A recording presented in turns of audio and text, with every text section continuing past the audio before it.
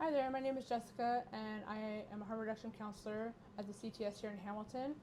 I consent to this video recording, and I'm going to tell you a little bit about our scatter machine. It's a drug checking machine from a pilot project from a university here.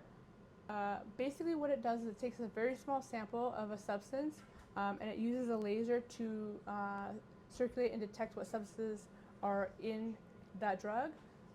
And we have a 4-minute, 8-minute, and 14-minute scan. The longer it is, the more detailed it becomes. And the shorter, obviously, it just is a quick scan. Oftentimes our clients will give us a sample and it will come up not knowing some of the substances within.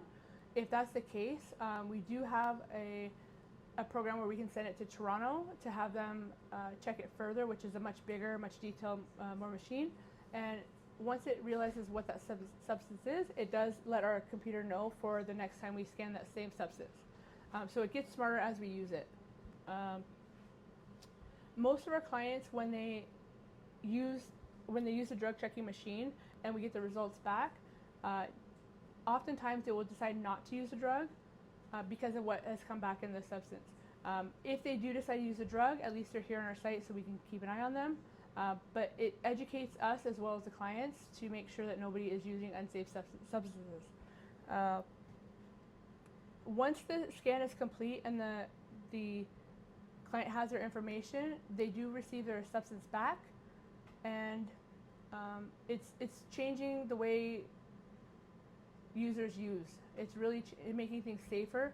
People are learning more about what they're injecting into their body, and it's about education. It's really changing everything.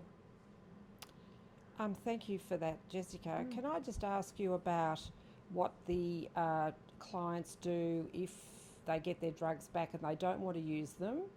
Do they follow up with their dealer? Yeah, that's a great question. So we have a disposal where we can actually lock it in our safe and we return it to the police department for disposal. Most of the time our clients do choose to send it to Toronto for the education. That way we can make our machine smarter and safer for the future on the unknown substances. That's great. And can I just see where they put the substance in, just Sure. to show how Absolutely. small I'll get out it your way is? here. And I'll leave these chips out so you can see what size substance is necessary. Actually, I can show you. So you only need a very, very small sample. That's great. And it goes into this very small little tray here. Great. And then you just use the screen to... Yeah, it's a website that we enter the information in about the client's code, what they suspect it to be, if they've used it, if they've overdosed, if they've done anything in the past with it, or if they plan to use it after they get the results. If there was an overdose associated with that substance, it is flagged in the system to let us know. That way, anybody who uses the same substance later is notified and they can decide whether to use it or not. Thank you, Jessica. You're welcome.